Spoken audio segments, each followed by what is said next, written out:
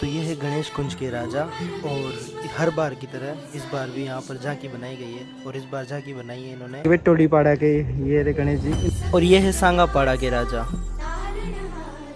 तो भाई ये है लक्ष्मी नाथ जी के गणेश जी। यार इनकी अटायर कितनी खूबसूरत लग रही है। तो स्वागत है आप सबका मेरे नए व्लॉग में। आज है भैया गणेश चतुर्थी और व्लॉग स्टार्ट कर रहा हूँ मैं बिल्कुल रात में, क्योंकि पूरा प्लान था कि रात में स्टार्ट करेंगे जब झांकियाँ देखने जाएंगे कि भैया कहाँ पे कैसे कैसे गणेश जी है। तो वही देखने जा रहे हैं नवीन और मैं। अभी बस मेन जो होता है हमारे गणेश कुंज वाले, सबसे पहले वहाँ से शुरुआत करेंगे हम, क्योंकि सभी वहीं जाते हैं। सबसे पहले वहाँ जाएंगे और फिर वहाँ से क्या क्या देखते हैं हम बता दें तुम्हें कि भाई कहाँ पे कैसे कैसे कितने बड़े बड़े गणेश जी आए। तो आज सारा व्लॉग इसी पे होने वाला है भाई। गणेश चतुर्थी में सांगोद में क्या आलम है, कैसा सबका माहौल है, क्या झांकी वगैरह बनाई है, तो सब मैं तुम्हें डिफाइन करते हुए भी चलूँगा और बताते हुए भी चलूँगा। तो चलो व्लॉग शुरू करते हैं। तो ये है गणेश कुंज के राजा और आलम। तुम देख सकते हो कितनी सुंदर डेकोरेशन हो रखी है। ये गणेश जी की मूर्ति है और झांकी इन्होंने इस बार बनाई है हर साल की तरह पूरी जगन्नाथ जी की उड़ीसा से। और अगर तुम सुंदरता के साथ रुद्र रूप देखना चाहते हो ना, तो उस फ्रेज उस वर्ड के लिए ये परफेक्ट है। हर हर महादेव। तो भाई तुमने देखे अभी गणेश कुंज में क्या सीन है। अभी वो पूरा में अच्छे से नहीं दिखाया, क्योंकि मैंने अब सोच लिया, मतलब नवीन और हम दोनों ने सोच लिया कि अभी बहुत ज़्यादा भीड़ है वहाँ पे। 10-11 मतलब 11 बजे तक लगभग बहुत शांत माहौल हो जाता है। पिछले साल भी मैंने यही किया था। 11 बजे करीबन वहाँ पे बहुत ज़्यादा भी कम हो जाएंगे लोग बाग, मतलब बहुत कम हो जाएंगे। तो वहाँ जाएंगे और डिस्टर्ब नहीं होएंगे, तो रील और व्लॉग दोनों का काम हो जाएगा। अब हम जा रहे हैं भैया इधर टीम महाकाल के जो राजा होते हैं वहाँ पे। अभी दिखाऊंगा, वो भी बहुत काफ़ी सही बनाते हैं लोग। तो भाई टोली पाड़ा के ये रे गणेश जी। इन्होंने पिछले साल भी बनाए थे, बट तब मैं व्लॉग नहीं बनाता था। अच्छे बढ़िया।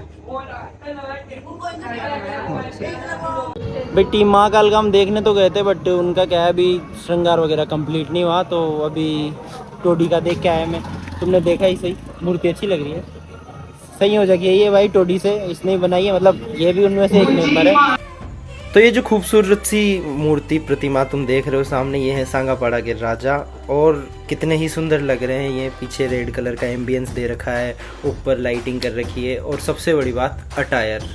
भाई मैं मतलब क्या ही बोलूँ, कितने अच्छे कपड़े लग रहे हैं उनके वाइट कलर में, बहुत ज़्यादा अच्छे। और जो ओरा क्रिएट कर रखा है ना उन कपड़ों ने, वो सच में डिवाइन हो रहा है।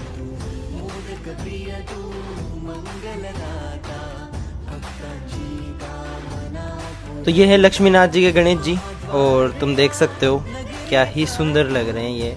मतलब डेकोरेशन वगैरह सब कुछ अच्छी खासी ग्रीनरी दे रखी है पीछे, और ऊपर से येलो कलर की लाइट, वाइट लग रही है मूर्ति, और उसके ऊपर भाई सब कलर कॉम्बिनेशन। अमन और मैं तो यही बात कर रहे थे कि भाई क्या कलर कॉम्बिनेशन सेलेक्ट किया है इन्होंने, क्या ही लग रहा है ये।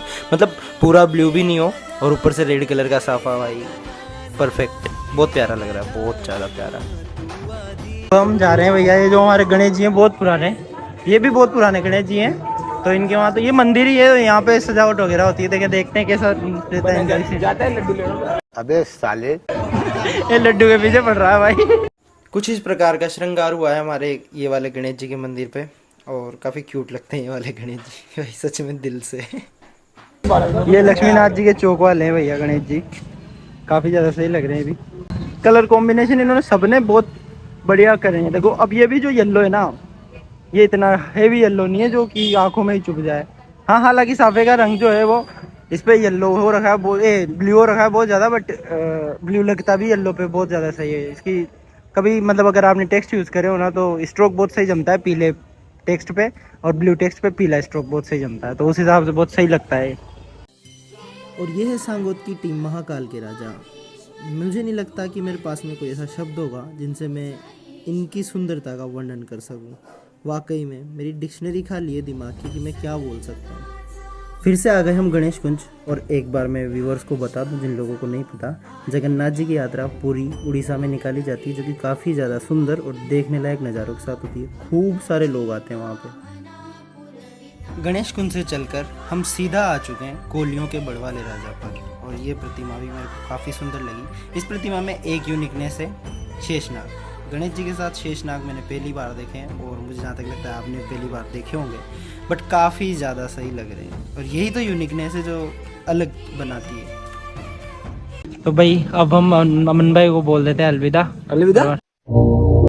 अबे अलविदा मतलब आज अलविदा बाय। तो भाई चलते हैं अपन। और जैसा कि सांगोद सांगोद वाले जो लोग हैं, मैं बता दूं लगभग सांगोद को रीच तो था, रीच सबसे ज्यादा था ना पेज के। पेज वो पेज मत हो ना। तो भाई अगर कंटेंट वगैरह का जो पेज है ना, उसमें भाई का जो पेज है उसकी रीच बहुत ज्यादा है। तुम जानते भी होगे, नाम बताने की जरूरत नहीं है। तो अपन चलते हैं अब घर पे। ठीक भाई, जय श्री राम। जय श्री राम। फोटो में तो ये मेरा दोस्त है, इसने आज दिन तक मुझे एक भी व्लॉग में नहीं लिया। व्लॉग इतने जगह शूट करता रहता है ये। यहाँ पर पटाखे फूट रहे हैं और हम कहाँ पर हैं अभी। तो बस गाइस ये हमारा व्लॉग था, थैंक यू। तो भाई कहाँ चले, बिना चैनल को सब्सक्राइब कर ही जा रहे हो। मतलब चैनल को सब्सक्राइब कर दो, और इंस्टाग्राम पे अगर फॉलो नहीं कराया तो वहाँ पे फॉलो करो। ये रहा मेरा यूज़र नेम। मिलते हैं अगले व्लॉग में।